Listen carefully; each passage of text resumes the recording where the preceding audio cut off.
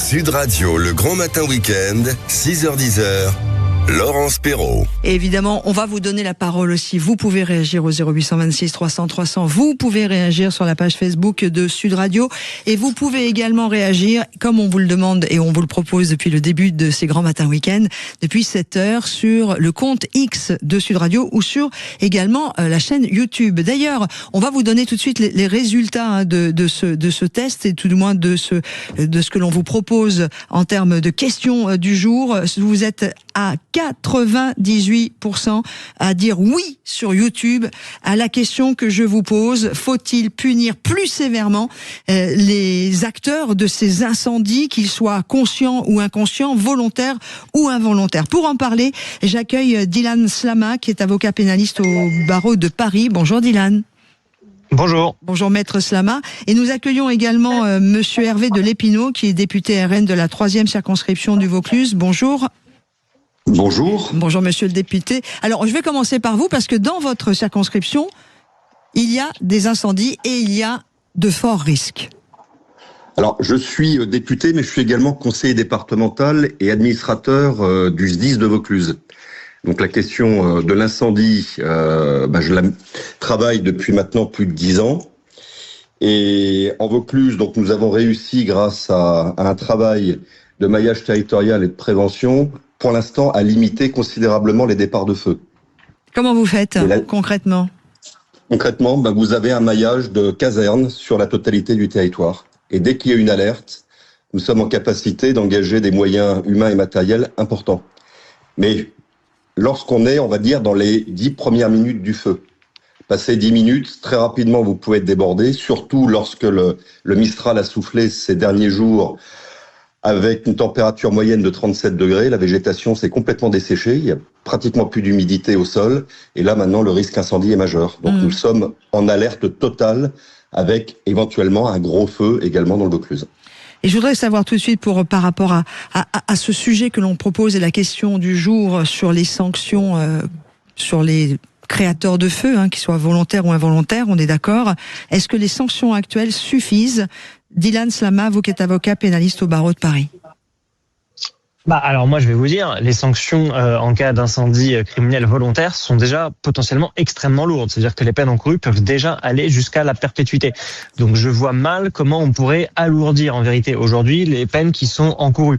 Ensuite, voilà, si jamais on parle des peines qui sont effectivement retenues, là c'est dans les mains des magistrats, c'est dans les mains d'ailleurs en général pas seulement des magistrats mais des cours d'assises composées de jurés populaires tirés au sort, donc du peuple en vérité. Et là c'est dur pour le législateur, c'est dur pour l'homme politique de s'immiscer dans la décision judiciaire qui pourrait être un jour prononcée puisqu'il y a la séparation des pouvoirs. Donc théoriquement, la peine encourue est déjà lourde. Très concrètement, très pratiquement, je ne vois pas ce qu'un homme politique pourrait faire pour venir remettre en cause des jugements qui ont été décidés par une cour d'assises et donc des jurés populaires. Donc on a de 10 à 15 ans de prison, ça peut être à perpétuité, 150 000 euros d'amende. Donc pour vous, on ne peut rien faire de plus. Là, ce sont effectivement, suite aux enquêtes, les pyromanes malveillants. Mais l'imprudent qui jette son mégot, l'imprudent qui va faire un barbecue, l'imprudent qui va faire des travaux avec sa meuleuse alors qu'on est dans des zones trop sèches et dont il y a une conscience que ça peut arriver, est-ce qu'on peut faire quelque chose pour responsabiliser les gens avec des sanctions ou des punitions ? Alors, bien sûr qu'on le peut, si vous voulez, c'est comme la personne qui est imprudente au volant. Si on est imprudent au volant, c'est pas parce qu'on n'a pas fait exprès de causer un accident qu'on n'est pas responsable. Si on est imprudent au volant, bien sûr que on encourt des sanctions qui sont lourdes, et c'est la même chose s'agissant des incendies. Et j'irai encore plus loin, on parle du terrain pénal et du volet pénal qui est effectivement très important.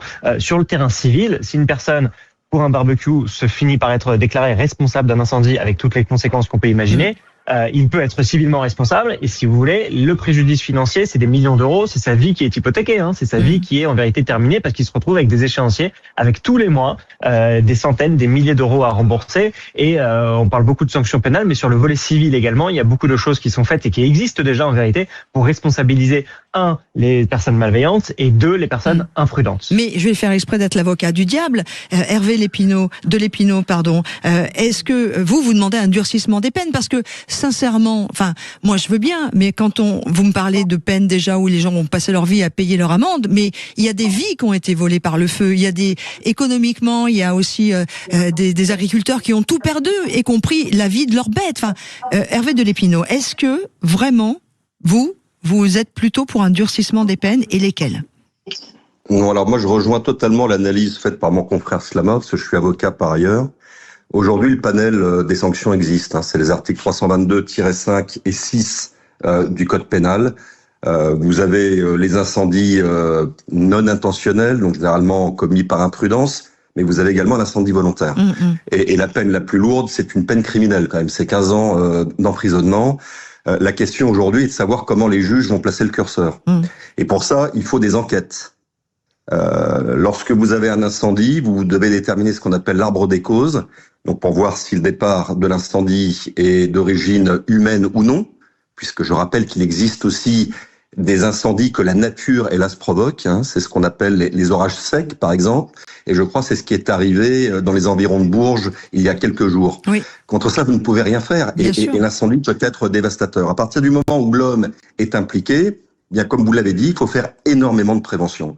Rappelez que d'abord, vous avez ce qu'on appelle des OLD, des obligations légales de débroussaillement. Vous êtes à proximité d'un massif, vous devez dégager la végétation d'environ 50 mètres par rapport à votre habitation. Non seulement vous allez créer un pare-feu, mais vous allez en plus préserver votre patrimoine. Ensuite, vous évitez de faire certains travaux de jardin à partir du moment où le risque incendie est maximal. Donc aujourd'hui, je dis aux uns et aux autres, n'allez pas faire du débroussaillage avec une disqueuse, du moins une débroussailleuse à disque, ou faire des travaux de ferronnerie, parce que les risques d'étincelles pourraient générer un incendie. Alors moi j'ai des réactions également sur la page Facebook de Sud Radio et je vais faire rentrer d'autres débatteurs dans notre rendez-vous, c'est-à-dire ceux qui nous écoutent et qui réagissent sur la page Facebook de Sud Radio. Il y a par exemple, c'est Stéphane qui dit, alors du coup, est-ce qu'on peut supprimer les restrictions d'arrosage pour protéger les terrains, alors qu'il y a des zones où on n'a plus le droit d'arroser? Qu'en pensez-vous? Non, alors je reviens à l'obligation légale de débroussaillement. La nature en ce moment est plus forte que nous. Vous pouvez arroser H24 si vous avez à proximité un massif boisé. La végétation dans la journée va ressécher à nouveau. Donc quelque part, un arrosage excessif va permettre à la plante, et je pense aux broussailles, de reprendre un peu de vigueur, mais elles sécheront. Or la broussaille va être le carburant des futurs feux. Donc revenons vraiment à ce que j'ai indiqué. Lorsque vous êtes au sortir du printemps, vous débroussaillez autour de chez vous. Vous faites en sorte que ce soit le plus court possible. Alors, en France, on a déjà renforcé les peines, Maître Slama. En 2022, non, on n'avait pas déjà renforcé les peines, les punitions, sans résultat magique en fait. Effectivement, soit c'était de l'imprudence. Vous m'entendez ou pas? Oui, très bien. Soit c'est de l'imprudence, soit c'est effectivement des personnes qui, je vais pas dire sont malades, mais qui sont pyromanes, et il y a une dimension psychologique, je vais presque dire pathologique, dans ce qui leur arrive. Et si vous voulez, c'est pas des individus qui ouvrent le code pénal avant de commettre des incendies. Si vous voulez, les peines encourues, ils le savent pas vraiment eux, ce que sont les peines encourues. Et si les peines encourues ont été aggravées, ils le savent pas vraiment. Je préciserai une chose, c'est que contrairement à un certain nombre d'infractions, les juridictions, que ce soit correctionnelles ou criminelles, sont des juridictions qui répriment sévèrement. Ça veut dire qu'il n'est pas rare, en vérité, que la perpétuité soit réellement prononcée. Vous voyez, parfois on parle de peines encourues de manière presque théorique. Là, dans ce cas précis, il se trouve que les peines prononcées sont en général assez élevées. Donc effectivement, voilà, la justice ne peut pas malheureusement empêcher le crime. Elle peut le réprimer, elle peut le punir, elle peut le sanctionner bien évidemment, mais l'inconvénient de la justice, c'est qu'elle intervient toujours a posteriori et pas a priori. Donc malheureusement, il y a une forme d'impuissance de l'institution judiciaire à prévenir de manière absolument certaine ce crime-là, comme en vérité tous les autres. Ouais, alors ce qui me dépasse un petit peu, c'est qu'on en parle tous les ans. Les incendies d'été, bon évidemment la canicule n'arrange rien et malheureusement les déclenche plus tôt ou ils sont plus nombreux. Moi, depuis que je suis petite, j'entends parler d'incendies d'été. Depuis que je suis petite, j'entends parler de prévention, de dire aux fumeurs ne jetez pas vos mégots au barbecue, d'essayer de pas les faire dans les zones à risque, etc. Et ça ne marche pas. Donc comment ça se fait? Tous les médias s'en mêlent, tout le monde s'en mêle, tout le monde annonce, tout le monde le fait, et ça ne marche pas. Donc, est-ce qu'il n'y a que la punition qui peut un jour faire prendre conscience aux gens qu'il y a des choses, c'est l'effet papillon, qui ont des conséquences? C'est ce que disait mon confrère. Mon confrère disait très justement qu'effectivement, mon confrère qui est aussi député, disait très justement qu'effectivement, il faut insister sur effectivement tout ce qui est prévention. Et tout ce qui est prévention, mais ça ne marche je pense pas, qu'on peut en faire beaucoup plus. Oui, mais Maître Slama, alors, excusez-moi, je vais Je vais être honnête, moi j'ai jamais vu devant moi en vérité de message de prévention. Vous voyez, sur la canicule en ce moment on en fait beaucoup, couvrez-vous, attention, les fenêtres, faut les ouvrir à telle heure, on nous le dit matin, midi et soir. Sur les incendies, peut-être que je suis pas assez branché, assez connecté, mais moi j'ai jamais vu grand-chose sur les incendies. Donc je pense que la prévention, c'est pas forcément encore ça, puisque le message moi ne m'a pas atteint. Alors je vous rassure, je vais pas mettre le feu à la moindre forêt, mais en tout cas, je constate que le matraquage, si vous voulez, de la prévention me paraît quand même moins efficace s'agissant des incendies que sur d'autres maux qui nous touchent. Je parle de la canicule, je parle de la cigarette, je parle des drogues, je parle de beaucoup d'autres choses. Là-dessus, j'ai l'impression que c'est un petit peu moins matraqué quand même. Donc, on peut toujours faire mieux, on peut toujours faire plus. Maintenant, oui, ce sera jamais avec un risque zéro. Hervé Delépinaud. Oui, alors nous avons, dans le Vaucluse, via la préfecture, des appels par un système automatique.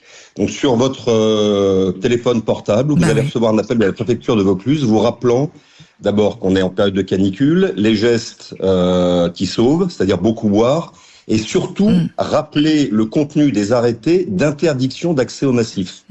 Et ça, c'est très important.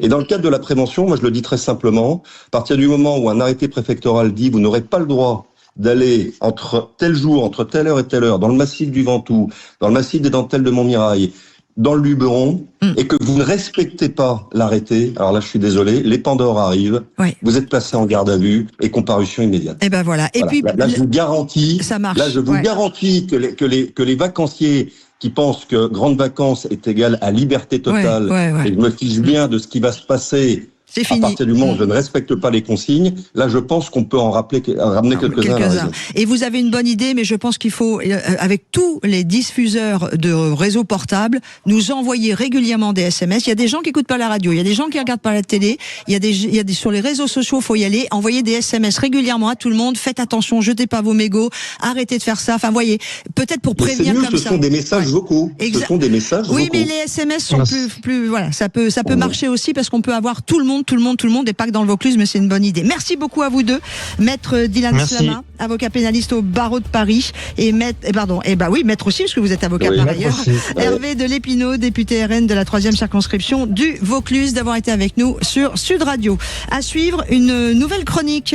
Les voitures, ma liberté de rouler, avec le président du salon Equipe Auto.